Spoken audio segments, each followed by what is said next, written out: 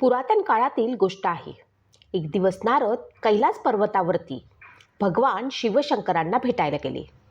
त्यांनी शिवांना नमस्कार केला आणि म्हणाले, हे देवादिदेव महादेव, आज जेव्हा मी पृथ्वी लोकांमध्ये भ्रमण करत होतो तेव्हा मी पाहिलं, प्रत्येक मनुष्याची मुलं आपल्या आईवडिलांना दुःख देत आहेत. त्यांच्या आज्ञेचे पालन करत नाहीत. शिवाय त्यांना घरातून बाहेर काढून टाकत आहेत. कलियुगामध्ये इतके पाप का वाढत आहे? कृपा करा, मला या प्रश्नाचं उत्तर सांगा. त्यावेळी भगवान शिव म्हणाले, हे देवश्री नारद, आता कलियुग सुरू झाला आहे. तू ज्या घटनेबद्दल बोलत आहे तो एका गायीचा श्राप आहे, ज्यामुळे मानवाची संतान त्याला दुःख देते. तेव्हा नारद अत्यंत उत्सुकतेने म्हणाले, महादेव, तो कोणता शाप आहे? तो का दिला गेला? आपण याचं उत्तर मला सांगावं. मी ते ऐकण्यासाठी उत्सुक आहे. तेव्हा भगवान शिव सांगू लागले, हे नारद, आज मी तुझ्या साऱ्या शंकांचं समाधान करणार आहे. परंतु ही कथा तुला पूर्ण ऐकली पाहिजे, कारण ही कथा मानवजातीच्या कल्याण हेतू आहे. तिचा प्रसार तू केला पाहिजे. जो कोणी स्त्री पुरुष ही कथा पूर्णपणे श्रवण करतो त्याचे सर्व पाप नष्ट होतील, त्याला मुक्ती मिळेल आणि माझ्या कृपेमुळे तो सदैव समृद्ध राहील. तेव्हा नारद मुनी म्हणाले, हे प्रभू, मी तसंच करेन. माझं सौभाग्य आहे की मला ही कथा ऐकायला मिळत आहे. त्यामुळे मला तुम्ही ही कथा पूर्णपणे सांगा. मी ही कथा पूर्ण ऐकेल. तेव्हा शिव सांगू लागले, पुरातन काळातील गोष्ट आहे. तेव्हा कलियुगाची सुरुवात होणार होती. एका नगरामध्ये एक महेंद्र नावाचा ब्राह्मण राहत होता. तो खूपच धार्मिक प्रवृत्तीचा होता. तो ब्राह्मण अत्यंत तेजस्वी आणि धनवान होता. धनवान असताना देखील तो भिक्षा मागून आपले जीवन व्यतीत करत असे. त्याची पत्नी महिमा ही अत्यंत सुंदर स्त्री होती, परंतु ती खूपच जिद्दी स्वभावाची होती. तिला आपल्या सौंदर्याचा आणि आपल्या श्रीमंतीचा खूप गर्व होता. ती नेहमी दुसऱ्यांची निंदा करत असे, परंतु ती आपल्या घरातील सारी कामे व्यवस्थितपणे करत असे आणि आपल्या पैशांची बचत देखील ती व्यवस्थितपणे करत असे. पण तिला मात्र एक खूप वाईट सवय होती. ती म्हणजे एक दुसऱ्यांमध्ये भांडण लावून देणे, एका दुसऱ्याच्या चुगल्या करणं. हे काम ती खूप चांगल्या पद्धतीने करत असे आणि हे काम करायला तिला आवडत असे. पण ती आपल्या पतीसोबत मात्र खूप प्रेमाने राहत असे. तरीही त्यांच्या घरी मात्र अपत्य प्राप्ती नव्हती. त्यामुळे ते दोघेजण खूप दुःखी होते. घरामध्ये इतकी श्रीमंती असून देखील त्यांचं कधीही लक्ष लागत नसे. एका ब्राह्मणाच्या सांगण्यावरनं त्यांनी संतान प्राप्ती यज्ञ केला. त्यांनी गरिबांना दान केलं आणि आपल्या धनाचा अर्धा हिस्सा धर्माच्या कामासाठी खर्च केला. पण तरी देखील त्यांच्या घरामध्ये संतान प्राप्ती झाली नाही. त्यामुळे तो ब्राह्मण खूपच दुःखी झाला होता आणि एक दिवस तो घर सोडून वनामध्ये निघून गेला. वनात चालता चालता त्याला दुपार झाली. उन्हामध्ये चालून त्याला तहान लागली होती. त्यामुळे जवळच्या नदीवरती पाणी पिऊन तो एका झाडाच्या खाली सावलीमध्ये बसला. सतत संतान प्राप्तीचा विचार करत असल्यामुळे त्याचे शरीर कमजोर झाले होते. त्याला पाहून असे वाटत होते की जणू त्याच्यामध्ये आता प्राणच उरलेले नाही.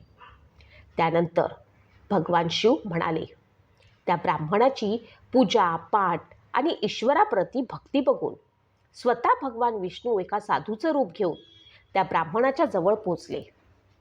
आपल्यासमोर आलेल्या साधूला पाहून त्या ब्राह्मणाने त्यांना नमस्कार केला आणि उभा राहिला. तेव्हा साधू त्या ब्राह्मणाला म्हणाला, तू इतका कमजोर आणि दुःखी का आहेस? तुला एखादी गोष्ट सतावत आहे का? तेव्हा ब्राह्मण म्हणाला, हे साधू, मला संतान नाही. मी खूप सारे पुण्य दान धर्म केले, पण मला मात्र संतान प्राप्ती झाली नाही. त्यामुळे मी निराश होऊन आता या नदीमध्ये उडी मारून माझे प्राण देण्यासाठी आलो आहे. असे म्हणून तो त्या साधूसमोर जोरजोरात रडू लागला.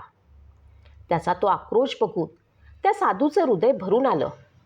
त्याने ब्राह्मणाच्या कपाळावरती लिहिलेली नशिबाची रेष वाचली आणि म्हणाला, हे ब्राह्मणा, मी तुझं प्रारब्ध पाहिलेलं आहे. त्यामुळे मला असे कळले आहे की 7 जन्मांपर्यंत तुला कोणतीही संतान प्राप्ती होऊ शकत नाही. आता तू संतान प्राप्तीचा मोह सोडून दे. आता तू संसाराच्या वासनेचा त्याग कर.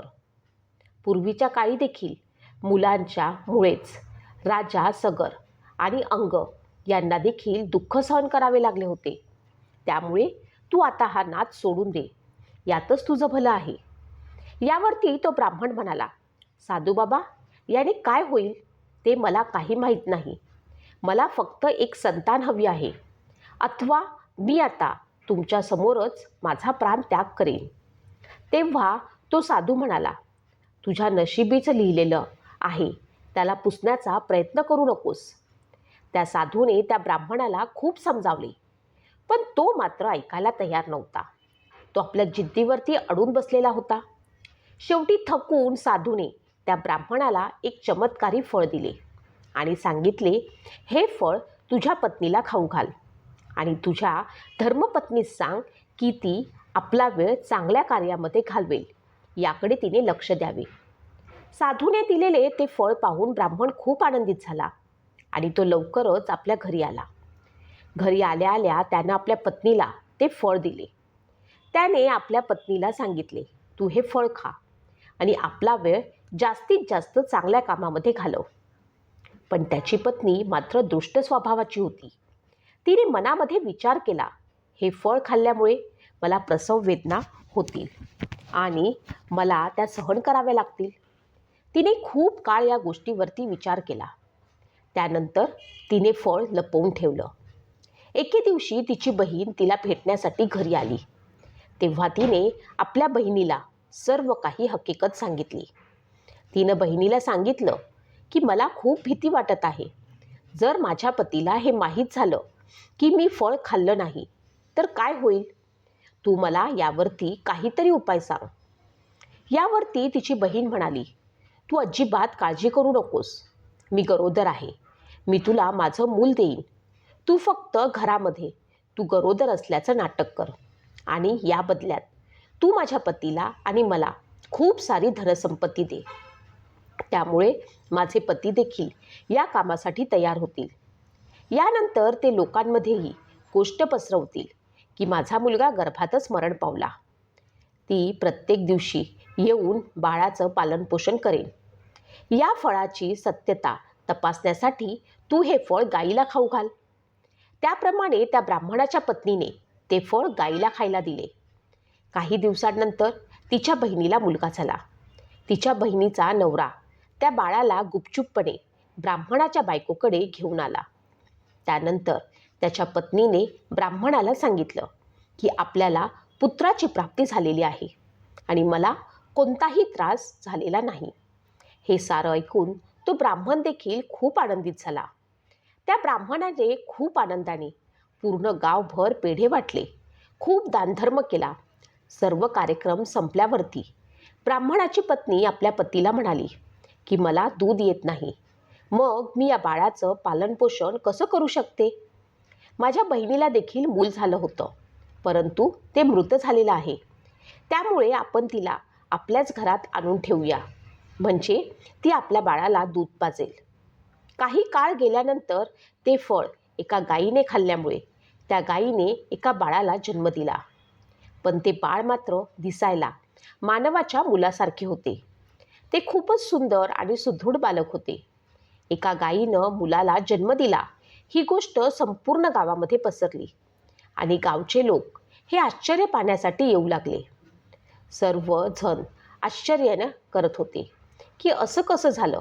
गायीच्या पोटातून देवता समान सुंदर बालक कसे उत्पन्न झाले? पण कोणालाही त्या गुप्त रहस्याचा पत्ता नव्हता. पण त्या बाळाचे कान मात्र गायीच्या कानासारखे होते, म्हणून त्या बाळाचे नाव गोकर्ण असं ठेवण्यात आलं. एके दिवशी ब्राह्मण बाहेर गेलेला होता. त्या दिवशी त्या ब्राह्मणाच्या पत्नीच्या बहिणीची तब्येत ठीक नव्हती, म्हणून दोन्ही मुलांना सांभाळण्याची जबाबदारी ब्राह्मणाच्या पत्नीवरती आली.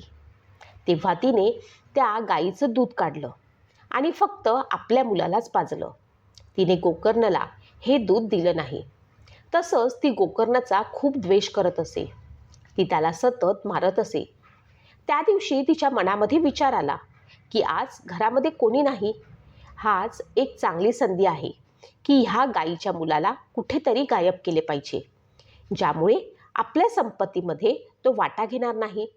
कारण आता तो मनुष्याच्या रूपात असल्यामुळे पुढे जाऊन गोकर्ण देखील या संपत्तीचा वाटेकरी होईल, ही भीती तिला वाटत होती. तिच्या मनामध्ये विचार आला की आज कुणीही इथे नाही, त्यामुळे या मुलाला आपण विषप्राशन करून द्यावे, ज्यामुळे हा कायमचा आपल्या रस्त्यातून बाजूला होईल. तेव्हा ते दोन्ही बाळ फक्त 6 महिन्यांचे होते. त्या ब्राह्मणाच्या बायकोने गाईचे दूध काढलं आणि नंतर त्यामध्ये विष मिसळून गोकर्णला प्यायला दिलं. परंतु गोकर्ण हा स्वतः श्रीहरींचा आशीर्वाद होता, त्यामुळे तो विषप्राशन केल्यावर देखील घसरत घसरत आपल्या आईच्या जवळ पोचला. आपल्या मुलाची ही अशी अवस्था पाहून ती गाय खूप दुःखी झाली. तिने भगवान विष्णूंचे स्मरण केले आणि आपल्या पुत्राचा प्राण वाचवावे अशी प्रार्थना केली. त्याचवेळी तिथे स्वतः श्रीहरी प्रकट झाले आणि त्यांनी आपल्या तेजाने त्या बालकाला जीवनदान दिले.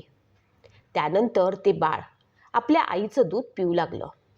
त्यानंतर रागामध्ये येऊन त्या गायीनं त्या ब्राह्मणाच्या पत्नीला श्राप दिला की हे ईश्वर, अगर जर मी सत्यवादी असेल तर ह्या विश्वाला साक्षी ठेवून मी असा श्राप देते की जर कोणतीही स्त्री आपल्या किंवा दुसऱ्याच्या मुलांचा भेदभाव करेल, दुसऱ्यांच्या मुलांना त्रास देईल, तर तिचे स्वतःचे मुलं देखील तिला त्रास देतील. जेव्हा त्यांना म्हातारपणी त्यांची सगळ्यात जास्तीत जास्त गरज असेल तेव्हा त्यांची मुलं त्यांना साथ सोडून देतील. हा माझा श्राप आहे. काही काळानंतर दोन्हीही मुलं मोठी झाली. गोकर्ण एक महान पंडित झाला आणि ब्राह्मणाचा मुलगा मात्र दृष्ट प्रवृत्तीचा निघाला. तो खूपच क्रोधी आणि क्रूर बनला होता. त्याला संगत चुकीची भेटली होती. त्याने परस्त्रीच्या नादी लागून आपली सारी संपत्ती त्या स्त्रीवरती खर्च करून टाकली. एक दिवस तो रागात येऊन आपल्या आईवडिलांना मारू लागला. आता तो ब्राह्मण देखील दरिद्री झाला होता. तो आकांत करून रडत होता आणि म्हणत होता की मला संतान नव्हती तेच खूप चांगले होते. अशी संतान असून नसल्यातच जमा आहे. आता आम्ही कुठे जाऊ? मला माझे प्राण त्यागायचे आहेत. त्याचवेळी तिथे गोकर्ण आला. त्याने आपल्या वडिलांना समजावून सांगितले, या जीवनामध्ये काहीही सोबत राहत नाही. दुःख देखील त्याचाच एक भाग आहे. या जगामध्ये कोण कुणाचा पुत्र आहे आणि धन तरी कुणाचं आहे? जो त्याच्या अधीन जातो त्याला दिवस रात्र हाल अपेष्टा सहन कराव्याच लागतात.